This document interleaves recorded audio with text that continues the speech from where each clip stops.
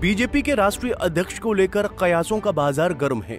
कई दिनों से सोशल मीडिया पर बीजेपी के राष्ट्रीय अध्यक्ष को लेकर चर्चाओं का बाजार गर्म है। सोशल मीडिया पर कोई कह रहा है कि शिवराज सिंह बीजेपी के अध्यक्ष की रेस में आगे हैं, तो कोई कह रहा है मनोज सिन्हा बीजेपी के राष्ट्रीय अध्यक्ष बनने वाले हैं।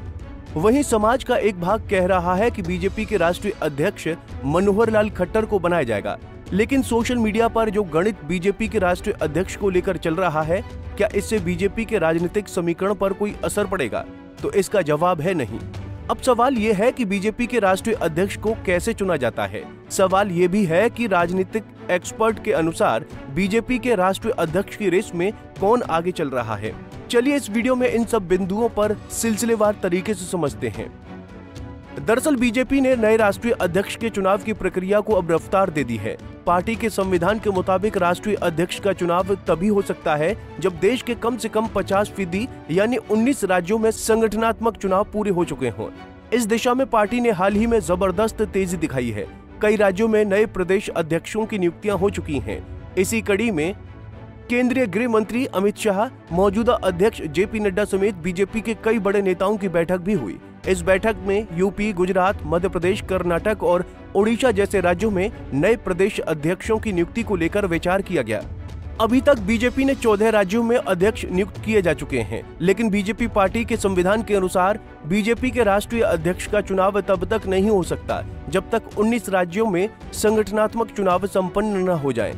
अब बीजेपी बाकी बचे हुए राज्यों के प्रदेश अध्यक्ष की नियुक्ति करने के बाद राष्ट्रीय अध्यक्ष के चुनाव की तारीख का ऐलान प्रेस कॉन्फ्रेंस के जरिए किया जाएगा। बीजेपी सूत्रों के अनुसार संभावना ये भी है कि बीजेपी के राष्ट्रीय अध्यक्ष का चुनाव इसी महीने के अंत या अगले महीने की शुरुआत में कराया जाए। अब ऐसे में सवाल ये उठता है कि आखिर बीजेपी के राष्ट्रीय अध्यक्ष का चुनाव कैसे होता है? क्या ये चुनावी प्रक्रिया है या केवल एक औपचारिकता? तो इसका जवाब है तकनीकी रूप से ये एक चुनावी प्रक्रिया है, लेकिन व्यवहारिक रूप से ये आम सहमति से तय होता है। कैसे होता है बीजेपी अध्यक्ष का चुनाव? बीजेपी अध्यक्ष का चयन पार्टी के राष्ट्रीय और राज्य कार्यकारिणियों के सदस्यों से बने एक चुनावी कॉलेज के जरिए किया जाता है।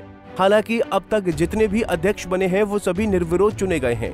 कोई भी व्यक्ति इस पद का उम्मीदवार तभी बन सकता है जब वो कम से कम 15 वर्षों से पार्टी का सक्रिय सदस्य रहा हो। बीजेपी के संविधान के अनुसार अध्यक्ष का कार्यकाल 3 वर्षों का होता है और कोई भी व्यक्ति लगातार 2 बार से ज्यादा इस पद पर नहीं रह सकता। ये पद जितना महत्वपूर्ण है उतना ही चुनौतीपूर्ण भी है। अध्यक्ष की भूमिका केवल संगठन के शीर्ष पर बैठना नहीं है, बल्कि उसे पार्टी की रणनीति बनानी होती है, प्रत्याशियों का चयन करना होता है और संगठन को एकजुट रखना होता है।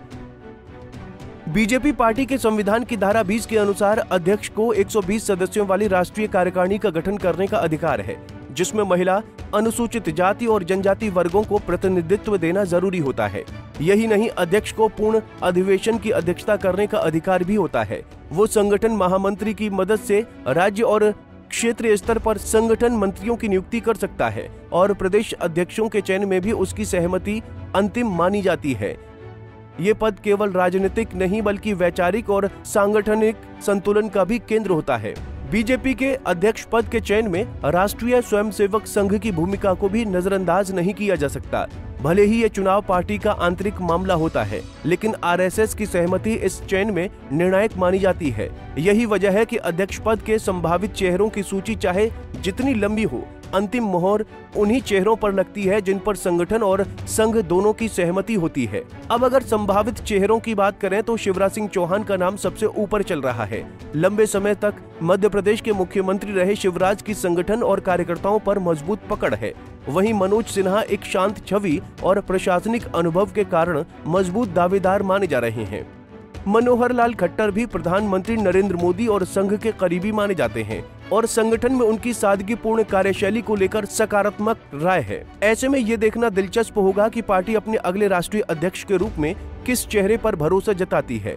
जो भी अध्यक्ष बनेगा उसका कार्यकाल 2029 के आम चुनाव तक बीजेपी की सांगठनिक दिशा और रणनीति को तय करेगा। यही वजह है कि ये चुनाव पार्टी के भीतर केवल पद का चयन नहीं बल्कि भविष्य की दिशा तय करने वाली प्रक्रिया मानी जा रही है। Bureau report, Punjab Kesari TV. हमसे जुड़े रहने के लिए हमारे YouTube चैनल को सब्सक्राइब करें और नई वीडियो की नोटिफिकेशन के लिए बेल आइकॉन को दबाएं।